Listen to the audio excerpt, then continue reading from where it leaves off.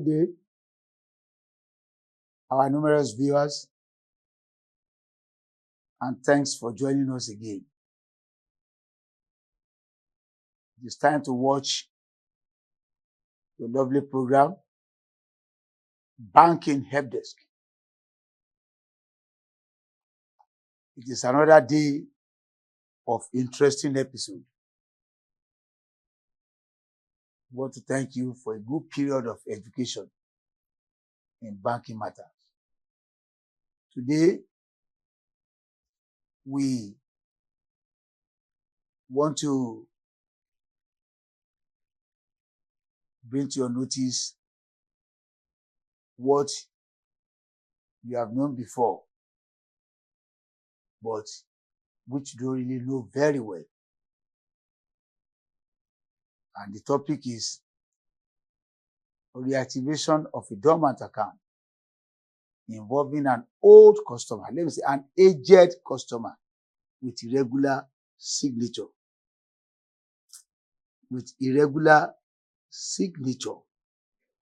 Old customer who cannot sign very well again. You know, there's a level we get to in life when the hand is not shaking. One or two things might happen which may compel us not to be able to do things the way we used to do them in the past. Now, when we talk of reactivation, it means bringing back to normalcy an account that had over some time been dormant, an account that had not been in operation over some time. But now, with the picture painted, the account or the operators of the account now desire to continue operating the account, which of course had been impeded by the state of dormancy. And now the account is so much dear to them that they are ready to fulfill all the righteousness to make sure that the account is put back to use. Now, we want to tell you that reactivation of accounts is based on following.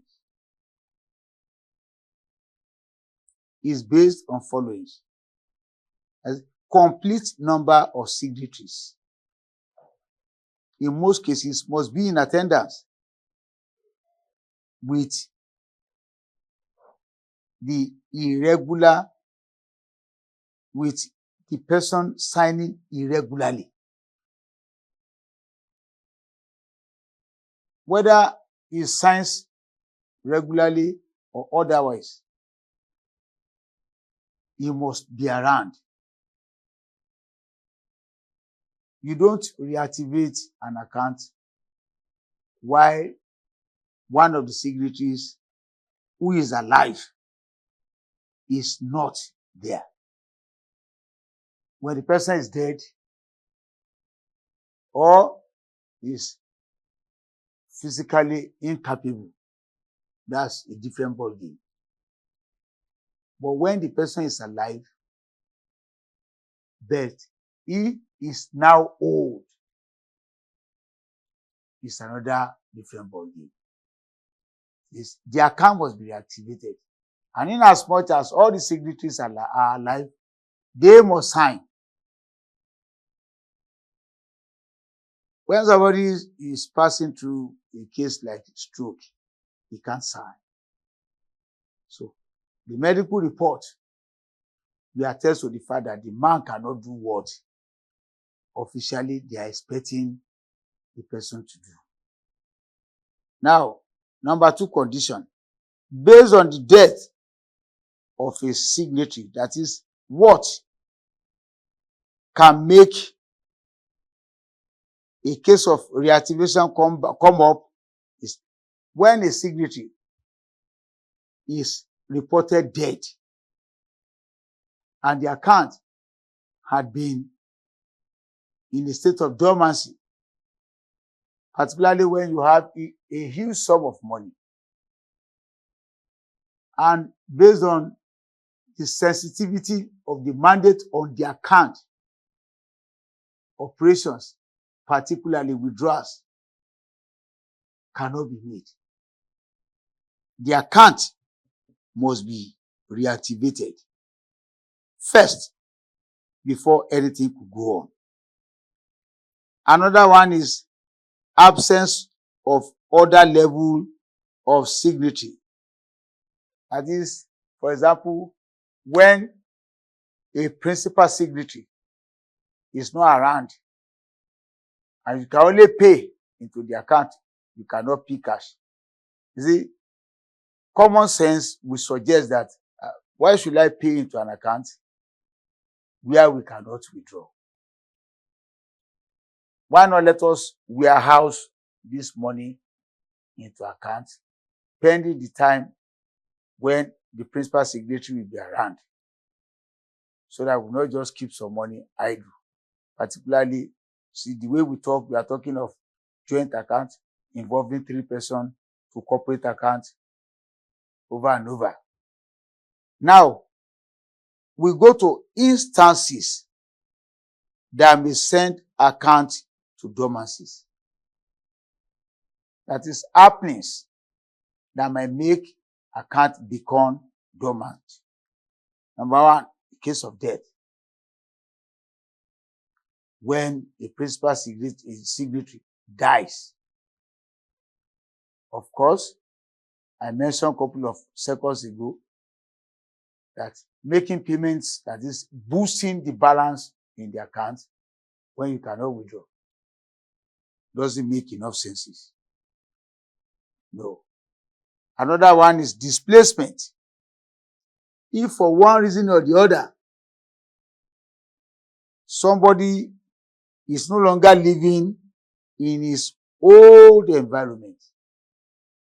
If a signatory on an account was living in K2, for example, and for one reason or the other, God forbid, maybe for a kind of civil unrest, the house was attacked, burgled, or razed down, it now suddenly becomes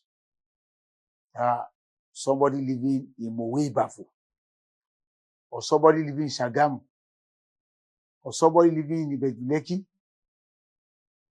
So you can see that he has been displaced. Or somebody forced to now go back to his hometown. To reactivate such an account, you know what you pass through. To continue with the operation of the account, you know what will happen. So such a person or such account can go into dormant. Another reason is mental incapacitation. When one of the signatories is not mentally sound enough to conduct his banking affairs, his financial affairs. So what happens? Before things will be sorted out, if you don't have the professional around to make suggestions on as far as how to get out of this limbo, the account will just be there, sliding into dormancy. Another one is physical disability. Yeah. When part of the body is lost, God forbid, a case of blindness, what will the person do? What will the person do? Particularly a principal signatory. You can think of any other thing that could send an account into dormancy. Now, we are talking of bringing back an account into an active capacity. Note, conventionally speaking, when every signing individuals are present, there are usually little or no problem at all. That is when all the signatories on the account are present to do what? To reactivate the account, to bring the account back to normalcy. And we say no problem at all. It's a matter of coming with their KYC materials and the identification, their passports. One or two things will be done by the officials, and before you know it at all, little payment is required to send their account back into active capacity. The following will be required. For your consumption, note the following. KYC documents. What are the KYC documents? That is utility bills. Utility bills. And what again? You have your ID card, your identification, letter of your intent. That is letter of intent to bank's form, specially designed for the purpose of reactivation. That you may have instances where you write your own letter on your letterhead paper, and the bank will still give you forms specially designed for that purpose, as the case may be. The next one is one of usual areas of issues is the case of irregular signature, which is the main aspect we are following. The main aspect we are focusing upon. When the person affected is either managing to sign or cannot sign properly anymore. Cannot sign properly anymore. It shouldn't be a problem at all and at all. Now, the banking system had undergone so many re-engineering cases and instances. Gone are the days when you will sign, and still the account will not be reactivated. For the fear of you coming back tomorrow to say, no, you did not sign to reactivate the account. No. He or she can be made to just sign something so close to then have it adopted. In those days, they will say this dot should be at the back. This arrow should point upward instead of downward. No, this line should go like this. No, just try to sign something so close. Because we have ways of driving home these points now to make sure that every contributor to this development is safe. The banker is safe and the customer is safe. Why? I ask why.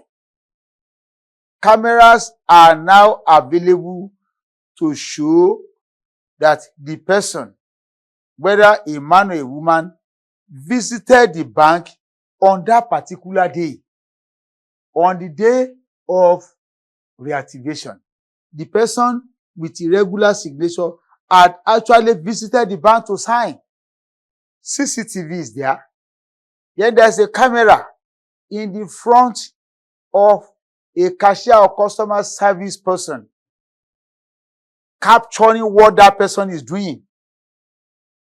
And another thing is the KYC aspect. The person, all of you that are around to sign for reactivation of the account will turn print and your KYC details will be generated. No matter what, nobody will come around to turn print for your KYC to be generated. Mind you, somebody is watching the camera. The moment you turn print, your image will come up and your details will come up and will be printed out. So we have a kind of sophistication in the banking sector now that, unlike in those days, oh my God, so many people lost their jobs and so many people paid back the money they did not steal so that they could keep their jobs. Reactivation of accounts used to be a very delicate matter in those days. And those who fell victim of account reactivation from dormant, and it's not really the fault of the bank. Some people will deliberately reactivate accounts so that they can wire the money in the account, steal the money in the account. And mind you, with the backing of the top officials, particularly when the account is rich, when the account is full of money. So in the estimation of the management of the banks, everybody who reactivated an account was a thief. But now, there's a kind of breakthrough. CCTV is there. That those who came to reactivate the account actually came to the bank here. The person who is not signing well, we now have a kind of compliment. That is the KYC, how do I call it? The BVN is now complementing his effort. And another thing is that the camera in the presence, on the table of the customer service person or a cashier is capturing everything that person is doing, including the signature is signing. So everybody is safe. The same camera will also reveal the presence of the co-signatories to back up the update. Now, to give you a final update on this matter, because there's nothing to drag in this matter. The printing of the BVN is a sufficient complement for the purpose in case of any issue in the nearest future. If any of the signatories is coming that, no, I wasn't with them, camera is there to prove him wrong. If the person who signed is saying, no, I did not sign, the BVN generated on a particular date is there. And camera and CCTV will join hands together to reveal the person's, fake reports. So we want to tell you that banking and some of what you need is now very, very easy. In case of corporate organization, we will come to tell you what and what to do in the nearest future. Because some accounts are corporate. And when we come in the next episode, we tell you what a corporate body should do in the time of reactivation. We are concluding right away, and we believe you have been given what you actually needed on this matter. Until we come your way next time, your station is GVTV. And I'm still the presenter, James FADIPE. Thank you.